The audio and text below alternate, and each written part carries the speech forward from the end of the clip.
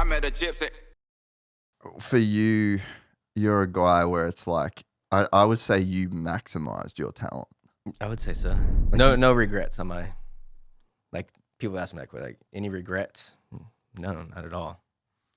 Not, I wouldn't say that's probably common. I'm sure a lot of guys have regrets.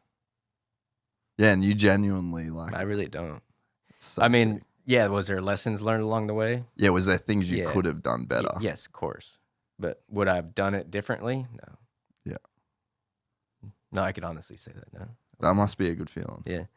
Because there is circumstances that are like obviously out of your control, or decisions that like you wish you would have made different, but at the time you can't make a different decision. No, right? exactly. It's all hindsight. Yeah. It's easy to admit, yeah. What was your perspective on that as when you were going through that process of like maximizing your talent? In my head, I was as good as anybody. Maybe that was, manufactured in my head. Like there was never, I can't say that. Like racing against James, you have to be really stupid to think you're as fast as that guy, right? Anybody else, that really, no one was better than me in my head. Whether that was manufactured or not, like I truly believed that, and I think that's what got me as far as I got. Yeah, and I guess it's like if you live like that, if you live that like no one. And that's not like a cocky like it was a true, and I didn't. It's not like I say it out loud. It's just like deep down inside that true, like yeah. But I think there's a way to say it. Like I understand fully that that's not a cocky thing to say. It's almost like you're not putting a ceiling on yourself, in a sense, to where it's like, because so for me when I was racing, I was like, I'm not talented, I'm not fast, I'm not good, I don't have good body. Like so You'd put a ceiling. I put a ceiling on myself, and I'd never achieved anything great in my life, so I never had any reference to go off. I was just like, oh, you're just not good. And then I've got my brother who was way better, and I'm like, oh yeah, he's way better. Like he's talented, I'm not talented.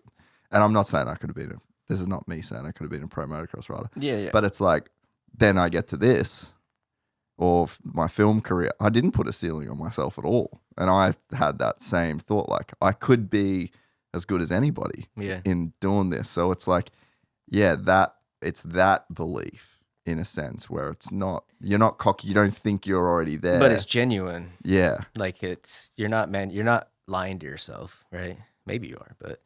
Yeah, but you're acknowledging your potential in a sense. And then you're living in accordance to that potential. Or like what, because so like, especially doing this, as this started getting more and more successful, right?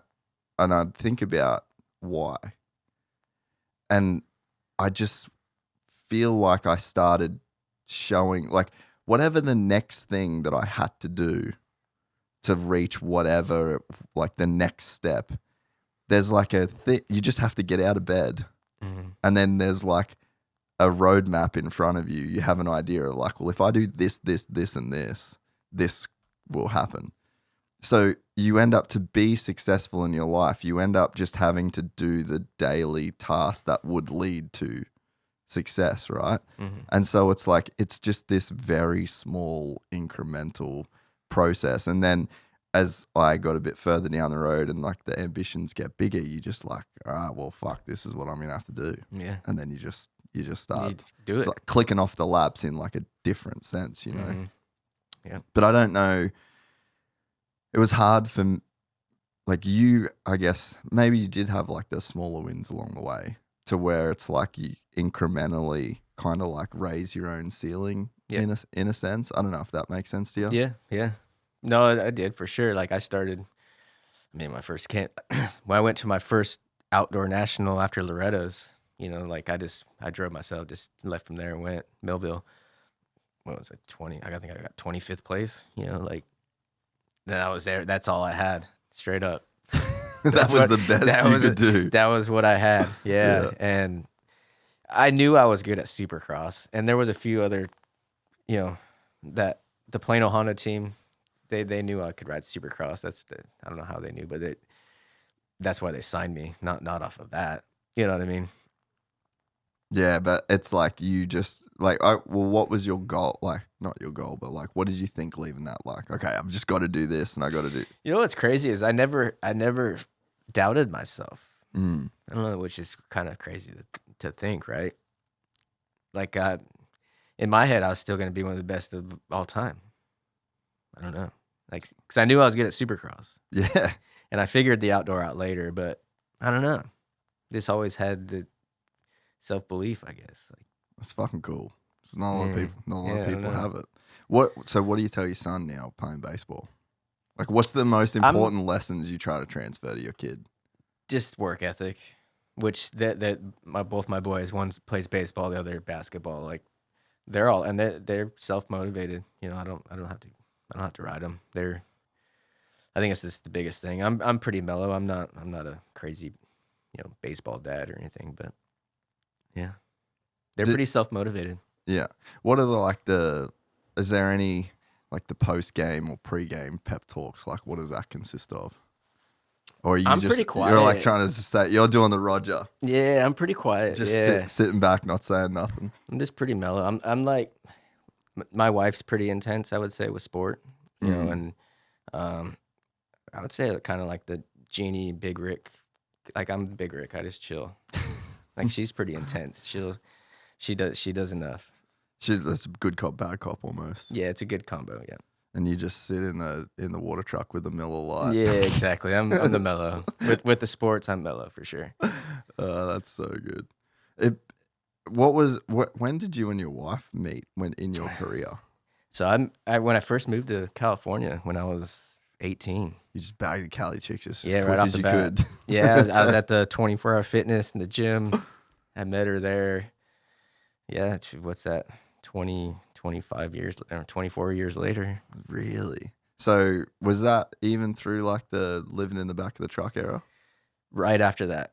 Okay. Yeah, so like the year after that. Mm-hmm. That's pretty sick.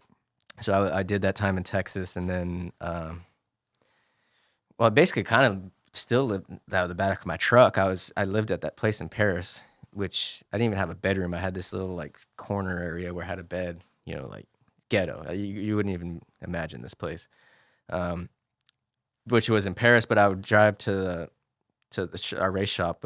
Plano Honda had a race shop in Corona, so that I would go to the gym right there off of McKinley or whatever, and that's where I met my wife Teresa, and yeah, just with her since. That's so sick. So she was there from the start of it. Yeah, it makes a difference.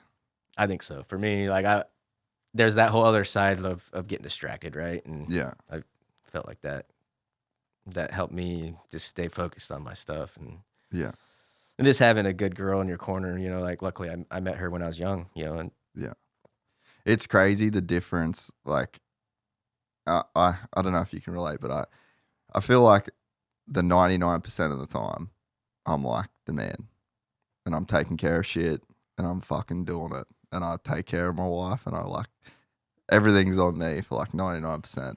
But then it's like that 1% of the time when you just want to like, you've got nothing, and like to have a person that can like lift you up in that time, it's like as important as the other 99%, in a sense. And it's very underrated, and I didn't know of that until I kind of like had that. And honestly, I wouldn't know any different, because I mean 18 is pretty young, like been together a long time. I wouldn't.